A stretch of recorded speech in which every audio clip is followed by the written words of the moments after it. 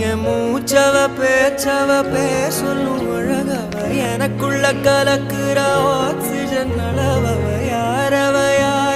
நூத்துக்கு நூறவ அவதான் என்னவளா ஒரலையவ கலையவ அழகிய நிலவவ நிழலிலும் ஜொலிக்கிற நிரந்தர ஒளியவ சரியவ தவறவ சிரிக்கிற சிரிப்புக்கு அவதான் காரணமா